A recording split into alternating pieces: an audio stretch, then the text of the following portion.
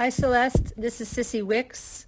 Thank you so much for participating in Clinics for a Cause. We really appreciate your support of the Equestrian Aid Foundation, especially in these very unprecedented times and people who are out of work and experience such need. So thank you.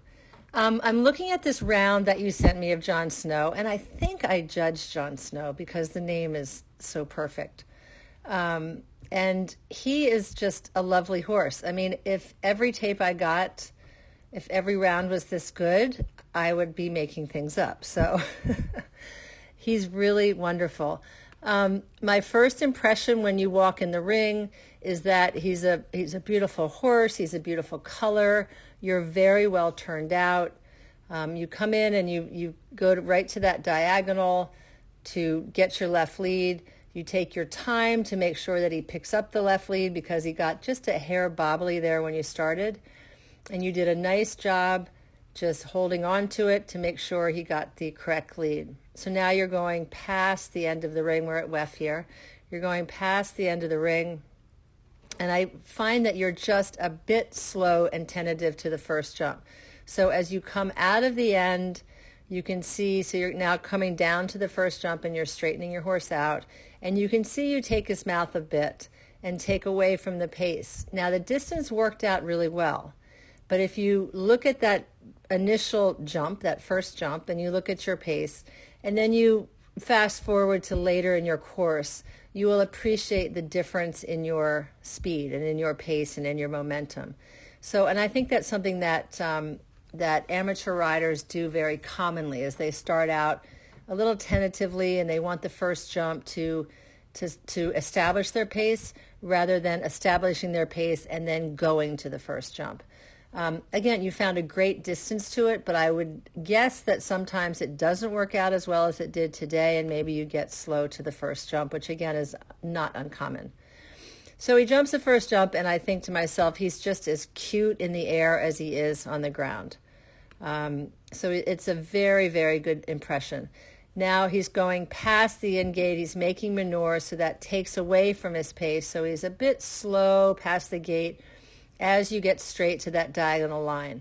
And you had to work hard there. Again, I think you find good distances. You have a good eye. You're in the middle of your horse. There's so much about your riding and your position that I can compliment. So as he goes past the gate and he makes manure and he slows down, you get your eye on that diagonal and you have to work pretty hard to keep him on track to that distance coming in. And you do it well. I think that, again, that can fall apart. It's just a little bit shaky. So ideally, you would just use more leg past the gate, get him straight, especially when you know that he's making manure there. I'm impressed whenever I see horses that are going straight away from me. So the vantage point of this video is that that diagonal line is literally right away from the camera. And it makes a big difference that you are in the middle of your jumps. Horses that jump to the side, I deduct for when they do jump to the side, they tend to jump in not as good form and they tend to rub the jumps. So the fact that you are dead eye straight here, you ride right to the end of the ring, is very much to my liking and your advantage.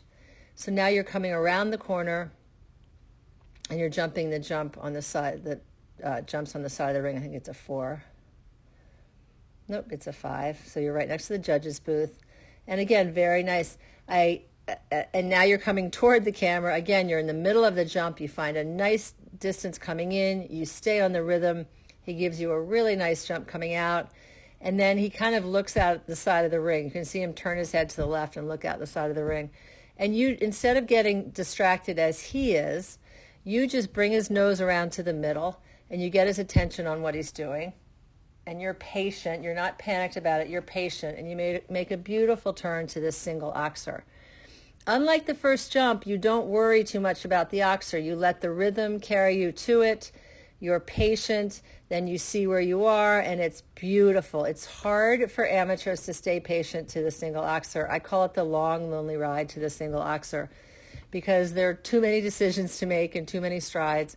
And you did a great job just riding the rhythm until the distance showed itself. Now you're making the turn around the end of the ring to the last line.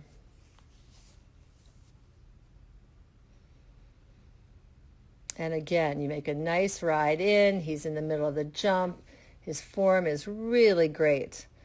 He jumps all the jumps the same, and you have a big smile on your face and a big pat when you finish, which again, as judges, we like to see. So I have to just compliment you. That's a beautiful round, a great horse. He is, I don't know if you're ever going to move up or not. He looks like he could pretty much do whatever you wanted him to do. And I think that he's probably one of the better ones in that division. I hope your round was this good when I judged you, and I hope that you won because to me that is very much a winning round. So keep doing what you're doing. Keep working on your pace. And I think you're on track to have a fabulous horse show season once we start up again. Thank you, and I hope to meet you in person one day.